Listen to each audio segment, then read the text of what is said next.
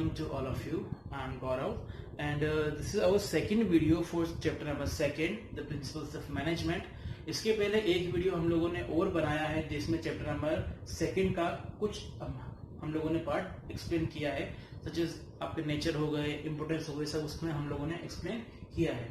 तो अगर वो नहीं देखा है तो पहले आप उसको समझ लेना. इस वीडियो में हम लोग जो है प्रिंसिपल्स को स्टार्ट कर रहे हैं. तो सबसे पहले हम लोग स्टार्ट करेंगे with the Henri Fayol's principle. अब अगर हम लोग हेनरी फेल की बात करते हैं तो कुछ लोग सिर्फ और सिर्फ इसके प्रिंसिपल्स को पढ़ लेते हैं, लेकिन अबाउट हेनरी फेल नहीं पढ़ते हैं, जो कई बार क्वेश्चन आ जाता है. ठीक है, सो अभी हम लोग पहले समझेंगे कि हेनरी फेल थे क्या, उनकी लाइफ स्पैन कितनी थी, वो उनके पास डिग्रीज कौन कौन थी, किस प्रोफेशन में थे वो, ठीक है, कहाँ वो वर्क करते थे.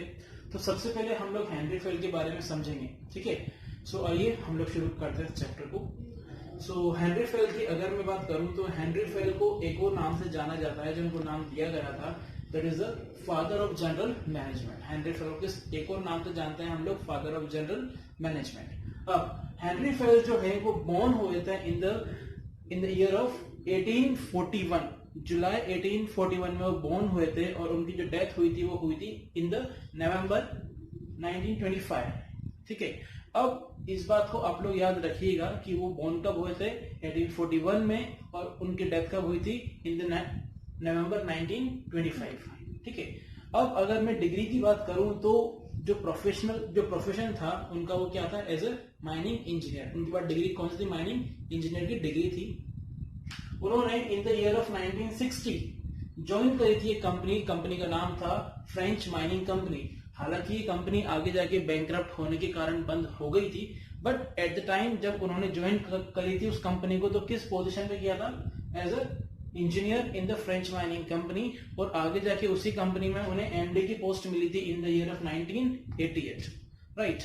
सो इस पूरे लाइफ स्पेन में उन्होंने कुछ 14 प्रिंसिपल्स दिए थे जो कि काफी ज्यादा इंपॉर्टेंट हैं हमारे मैनेजमेंट में, काफी ज्यादा उनकी इंपॉर्टेंस है. सो हम लोग उस मैनेजमेंट के प्रिंसिपल्स की तरफ अब आगे बढ़ते हैं. हमारा फर्स्ट प्रिंसिपल है डिवीजन ऑफ वर्क. अब देखिए हर एक पॉइंट को हम लोग आराम से समझेंगे. ठीक है, सो डिवीजन ऑफ वर्क अपने आप में देखिएगा, डिवीजन ऑफ वर्क, काम को बांटना, डिवाइड करना काम को. अब आप लोग देखिए किसी भी काम को हम लोग एक साथ अगर कंडक्ट करते हैं तो वो काफी ज्यादा प्रॉब्लमेटिक होता है. फॉर एग्जाम्पल जैसे स्कूल्स में जो है फेयरवेल का प्रोग्राम होता है हर साल. राइट. अब किसी एक पर्सन के ऊपर उस फेयरवेल की पूरी रेस्पॉन्सिबिलिटी आ जाए, सो इज इट पॉसिबल कि वो एक पर्सन उस सारे काम को अच्छी तरह कनेक्ट कर पाएगा? कुछ ना कुछ एरर्स होंगे, कुछ ना कुछ मिस्टेक्स होंगी. तो उस टाइम पे हम लोग क्या करते हैं, वो जो इतने सारे फंक्शंस हैं, जैसे कि डेकोरेशन का एक वर्क हो गया, टेंट का एक वर्क हो गया, फूड का एक वर्क हो गया, ठीक है, एंट्री के लिए जो कुछ भी करना है वो सब एक वर्क हो गया, ठीक, गिफ्ट्स के लिए एक वर्क हो गया, म्यूजिक का एक वर्क हो गया. सारे वर्क को हम लोग क्या करते हैं, डिवाइड करते हैं. और उन सारे वर्क को डिवाइड करने के बाद उसको हम लोग फिर ड्यूटीज को असाइन करते हैं आगे जाके. तो काम को बांटना, ये क्या है, आपका फर्स्ट प्रिंसिपल है कि बिना काम को बांटे हम लोग काम को अच्छे से नहीं कर सकते हैं. ये हमें किन्होंने कहा था, हेनरी फेल ने. ये इनका फर्स्ट प्रिंसिपल है. राइट. एक बात आप ध्यान रखिएगा कि ये जो प्रिंसिपल है ये आप इसी सीक्वेंस में याद करें. उसका एक रीजन है कि कई बार आपसे जो है वैल्यू बेस्ड क्वेश्चन में कोई एक प्रिंसिपल पूछ लिया जाएगा, ठीक है, और उसके बाद बोलते हैं कि इसके बाद वाले प्रिंसिपल्स आप लिखो. तो अगर आपको वो सीक्वेंस ही याद नहीं है, सपोज आपसे ये 5th नंबर का जो प्रिंसिपल है ये आपसे पूछ लिया गया और बोला कि इसके ऊपर वाले आप जो 4 प्रिंसिपल्स हैं उसके भी आप नाम लिखो. ठीक है, तो याद रखना कि अगर इसको याद करना है तो इसी सीक्वेंस में याद करना है 14 प्रिंसिपल्स को, उसका ऊपर नीचे मिक्स नहीं करेंगे. ठीक है. नाउ सेकेंड जो आपका प्रिंसिपल्स है वो है आपका ऑथोरिटी एंड रेस्पॉन्सिबिलिटी. अब थोड़ा सा इसको समझिएगा अच्छी तरह. ऑथोरिटी हम लोग किसको बोलते हैं, पावर को. किसको बोलते हैं, पावर को. ठीक है, और ये क्या है, हमारी जिम्मेदारी. रेस्पॉन्सिबिलिटी क्या है, हमारी जिम्मेदारी. अब कई लोग ये बोलते हैं कि सर ऑथोरिटी और रेस्पॉन्सिबिलिटी कई वजह से हमारी क्लास के मॉनिटर हो गए. Right.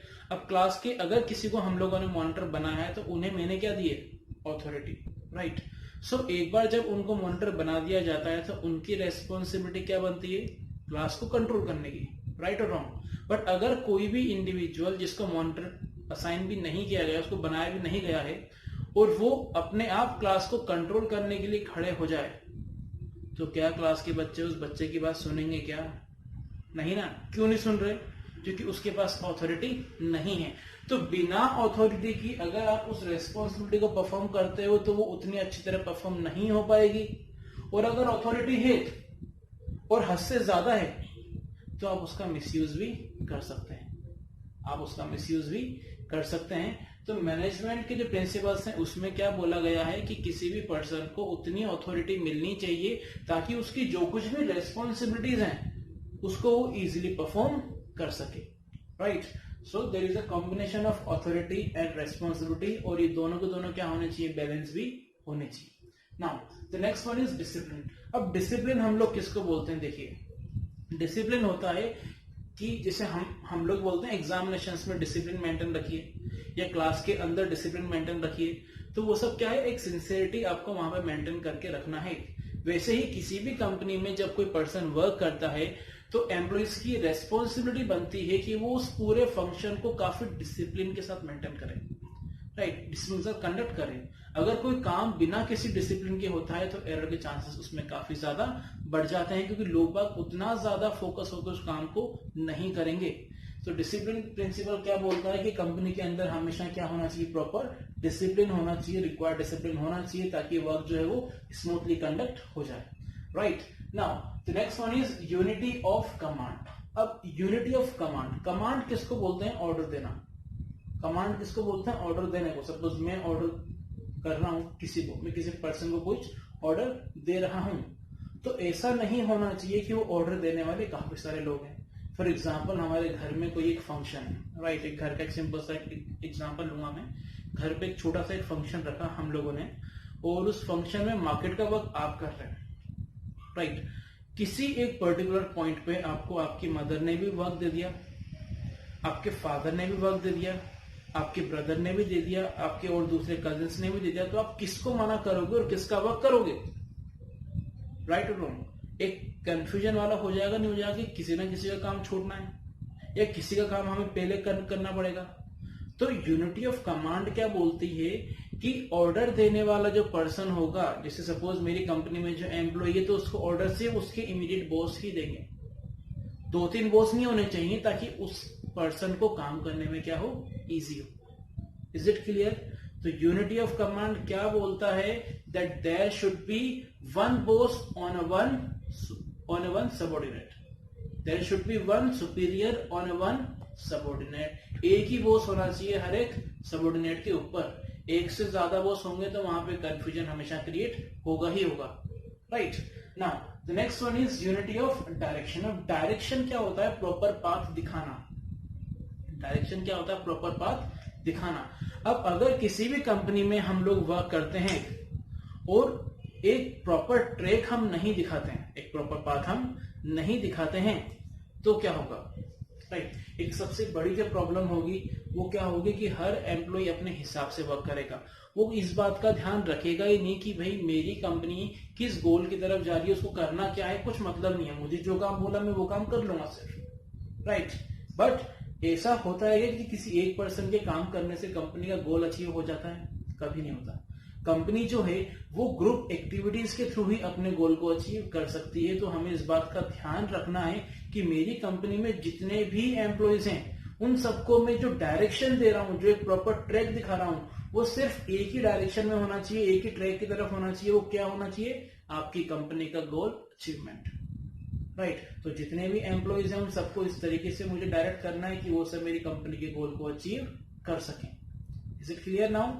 Now the next one is subordination of individual interest to general interest. एक बात सोचना, अगर किसी कंपनी में वर्क करूं और मैं सिर्फ खुद का ही फायदा सोचूं, मुझे मतलब ही नहीं है कि मेरी जो कंपनी है उसको फायदा हो रहा है नुकसान हो रहा है, मुझे कुछ मतलब नहीं है, मैं किसका टेक केयर कर रहा हूं? सिर्फ खुद का। इज इट राइट और रॉन्ग?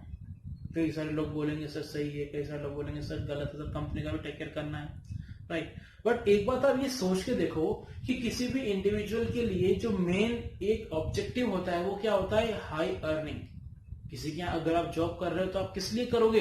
ज्यादा पैसे कमाने के लिए, राइट, या ज्यादा पावर के लिए। और दोनों ही चीजें आपको किसके थ्रू मिलेगी? जब कंपनी ग्रो होगी तो आपको भी तो उसका एक पार्ट मिलेगा, उसकी ग्रोथ का एक पार्ट आपको भी तो मिलेगा ना। तो आपको किस बात का ध्यान रखना है कि आपको जनरल इंटरेस्ट के बारे में सोचना है, कंपनी के फायदे के बारे में सोचना है। अगर आप कंपनी के फायदे के बारे में सोचोगे तो कंपनी ग्रो होगी, और कंपनी ग्रो होगी तो इन शॉर्ट आपकी भी तो ग्रोथ होगी, कंपनी आपको भी तो बेनिफिट देगी। अगर आप इस तरह से सोचेंगे तो इसमें आपका पर्सनल गोल भी इजीली अचीव हो जाएगा। तो हर एक एम्प्लॉय को अपने पर्सनल गोल को छोड़ते हुए किसके ऊपर फोकस करना है कि भाई हमें तो हमारा ग्रुप गोल अचीव करना है, कंपनी का गोल अचीव करना है। वो अचीव होगा तो हमारा गोल भी अपने आप अचीव हो जाएगा। Is it clear? Now the next one is remuneration of employees. Remuneration of employees. अब किसी भी पर्सन की अगर मैं बात करूं तो वो वर्क किसके लिए करता है भाई? पैसे के लिए। किसके लिए कर रहा है वो? पैसे के लिए। अब पैसा ही टाइम पे नहीं मिले उसको, पैसा ही टाइम पे नहीं मिले तो क्या वो पर्सन इतना ज्यादा मोटिवेट होके वर्क करेगा? क्या नहीं करेगा। वो वहां पे वर्क इजीली मोटिवेट होके नहीं करेगा। तो इस बात का हमें टेक केयर करना है कि हमारे जो एम्प्लॉइज हैं उनको फेयर रेम्यूनरेशन मिले, टाइम पे भी मिले प्लस फेयर रेम्यूनरेशन भी मिले। मतलब जितना वो डिजर्व करते हैं एटलीस्ट उतनी पे तो उनको मिलनी ही चाहिए। ऐसा नहीं होना चाहिए कि वहां पे कोई डिस्क्रिमिनेशन हो रहा है, मेल और फीमेल का डिस्क्रिमिनेशन है, या जो मतलब किसी रिलेटिव्स का डिस्क्रिमिनेशन है, कास्ट बायसनेस है। तो ये सब कुछ वहां पे नहीं होना चाहिए। हमें सिर्फ पर्सन के वर्क के बेसिस पे उसको प्रॉपर रेम्यूनरेशन देना है, एक फेयर और टाइमली रेम्यूनरेशन हमें उसको पे करनी है। Is it clear? Now the next one is centralisation and decentralisation. दोनों टॉपिक को आप अच्छी तरह समझिएगा, कई बार इसी एक सिंगल टॉपिक के ऊपर वैल्यूएस क्वेश्चन आ जाते हैं। Right, centralisation and decentralisation. Centralisation मतलब क्या होता है कि सब कुछ मैं मेरे ही पास रख लूं, सब कुछ मैं मेरे ही पास रख लूं। अब यहां पे जो सब कुछ रखने की बात हो रही है वो हो रही है पावर की। जैसे किसी भी कंपनी में सपोज मेरी कोई इंडस्ट्री है and I am the boss over there, और वहां पे मैंने क्या सिस्टम अप्लाई किया हुआ है? सेंट्रलाइजेशन। तो सेंट्रलाइजेशन सिस्टम के अंदर मैं करूंगा क्या कि जितनी भी पावर है वो सब मेरे पास रहेगी। तो मेरे कोई भी सबऑर्डिनेट मुझसे पूछे बिना किसी भी एक्टिविटी को परफॉर्म नहीं कर सकते हैं। किसी भी सामान को उठा के यहां से वहां भी रख नहीं सकते हैं। उन्हें हर एक स्टेप के लिए मुझसे क्या लेनी पड़ेगी? परमिशन। समझे? लेकिन क्या ये प्रैक्टिकल पॉसिबल है क्या? अगर आप इस तरह से करते हो तो ये जरूरी है। ऐसा नहीं है कि सेंट्रलाइजेशन जरूरी है ही नहीं सर, पूरी तरह से आप डिसेंट्रलाइजेशन कर दो। नहीं, सेंट्रलाइजेशन भी जरूरी है, लेकिन कब जरूरी है? जब उसकी रिक्वायरमेंट हो। सपोज कोई एक बहुत ज्यादा इंपॉर्टेंट टास्क आ गई, कोई सपोज कोई मेजर प्रोजेक्ट है, कोई काफी ज्यादा मतलब उसमें नुकसान होने के चांसेस बहुत ज्यादा है, ऐसी कोई वर्क है, तो उन सब चीजों को मैं खुद करूंगा, मेरे सामने उस जॉब को मैं परफॉर्म करूंगा। बट अगर कोई रेगुलर डेज की कोई एक्टिविटीज हैं तो क्या उनपे भी मैं उतना ही ज्यादा सेंट्रलाइजेशन अप्लाई करूंगा क्या? नहीं। तब मैं क्या अप्लाई करूंगा? डिसेंट्रलाइजेशन। क्या करूंगा? Apply decentralisation. और मेरे जितने भी एम्प्लॉइज हैं उनमें मैं क्या करूंगा? थोड़ी थोड़ी पावर डिवाइड कर दूंगा। क्या करूंगा? मैं थोड़ी थोड़ी पावर वहां पे डिवाइड कर दूंगा, ताकि जो छोटे मोटे डिसीजंस हैं वो बिना किसी परेशानी के खुद ही ले सकें, बिना मुझसे परमिशन लिए हुए। तो थोड़ी बहुत पावर उनको दे देना, अपनी पावर को डिवाइड कर देना, that is the term decentralisation. और पूरी पावर अपने ही इन्हीं हाथों में रखना, that is the term centralisation. दोनों ही जो टर्म है ये काफी ज्यादा जरूरी है। दोनों ही टर्म कंपनी में एक साथ अप्लाई होती है, but most of the time company में डिसेंट्रलाइजेशन अप्लाई होती है। बट जहां पे भी जरूरत होती है वहां पे हम लोग डिसेंट्रलाइजेशन को चेंज करके क्या अप्लाई करते हैं? Centralisation. Is it clear now? Now the next point is scalar chain. अब स्केलर चेन होता क्या है समझना। एक एग्जांपल के थ्रू इसको समझाऊंगा मैं, देखिएगा। For example this is a company named Bajaj. I hope सबने नाम सुना होगा, या चलिए इसको हटा देते हैं, आजकल ये इससे ज्यादा हम लोग ले लेते हैं नाम, चलिए होंडा। ठीक है, that is the company Honda. अब हमें पता है कि भाई होंडा का क्या बनता है, एक तो स्कूटर आता है ना भाई, एक्टिवा, ठीक। दूसरा वहीं पे क्या बनती है इसकी, बाइक बनती नहीं बनती। अब एक एग्जांपल लीजिए, ये आपका टॉप मैनेजमेंट, ये अलग अलग लेवल्स हो गए मैनेजमेंट के, क्या हो गए ये अलग अलग लेवल हो गए मैनेजमेंट। फॉर एग्जांपल ये एक टेक्निकल डिपार्टमेंट है स्कूटर का। यहाँ पे प्रॉब्लम क्या आई है कि भाई स्कूटर्स के जो शोकर होते हैं, स्कूटर्स के जो शोकर होते हैं वो ज्यादा लाइफ ड्यूरेबल नहीं होते हैं। हम लोग बात किसकी कर रहे हैं, शोकर्स की, कि यार ये जो नॉर्मल वाले एक्टिवा में आते हैं वो ज्यादा ड्यूरेबल शोकर नहीं होते हैं, साउंड करते हैं, बार बार प्रॉब्लम आती है, इतना ज्यादा उसमें लाइफ नहीं होती है। चलिए अब हम लोग इसके लिए प्रॉब्लम सोच रहे हैं, यार ये प्रॉब्लम बाइक में तो नहीं आती ना। तो इस पर्सन को बात करनी है किससे, इससे, क्योंकि बाइक में शोकर डिवीजन में कोई प्रॉब्लम नहीं है, राइट। लेकिन इसको जब इससे बात करनी है तो ये क्या करेगा, पहले इसके पास जाएगा, इसके बॉस को बोलेगा, फिर ये इसके बॉस को बोलेगा, फिर ये बॉस इसको बोलेगा, फिर ये इसको, यहां तक प्रॉब्लम आई, फिर ये वापस इसी के थ्रू बात जाएगी। समझना, इट्स ए लॉन्ग प्रोसेस और नॉट। इस प्रोसेस को कंप्लीट करने में जाने कितना टाइम लग जाए, तो time is equals to money. इतनी लंबी प्रोसेस करना ही क्यों है हमें, अगर हम चाहें तो एक छोटा सा काम कर सकते हैं ना भाई। ये जिस लेवल का एम्प्लॉय है या ये जिस लेवल का मैनेजर है, उसी लेवल के मैनेजर से ये क्या सीधे बात नहीं कर सकता, क्या कर सकता है ना। तो जब हम लोग सेम लेवल के मैनेजर्स आपस में बिना किसी प्रॉब्लम के बात कर सकते हैं, तो इस प्रोसेस को हम लोग क्या बोलते हैं, गैंग प्लांक। क्या बोलते हैं, गैंग प्लांक। अगर कोई मैनेजर डायरेक्टली अपने सेम लेवल के जो मैनेजर है उससे बात करना चाहे किसी प्रॉब्लम के रिगार्डिंग या किसी सजेशन के रिगार्डिंग, तो वो इजीली इस लॉन्ग चेन को छोड़ के शॉर्ट ट्रैक से बात कर सकता है। इस शॉर्ट ट्रैक को तो हम लोग क्या बोलेंगे, गेम प्लान। और ये जो पूरी चेन है, ये जो पूरी लंबी चेन है, इस चेन को हम लोग क्या कहेंगे, स्केलर चेन। इस चेन को हम लोग क्या बोलेंगे, स्केलर चेन। आई थिंक सबको ये क्लियर हो गया होगा, काफी इजी सा एक प्रोसेस है, ठीक है। अब हम लोग नेक्स्ट पे आ रहे हैं, दैट इज अ ऑर्डर। अब ऑर्डर जो टर्म है ये अपने आप में लगता है कि भाई ऑर्डर देना, लेकिन ऐसा यहां पे बिल्कुल भी नहीं है। इसको क्लियर कर लेना दिमाग से। ऑर्डर का मतलब होता क्या है,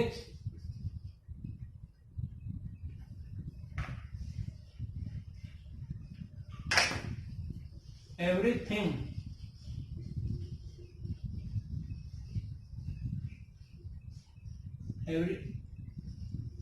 every item or person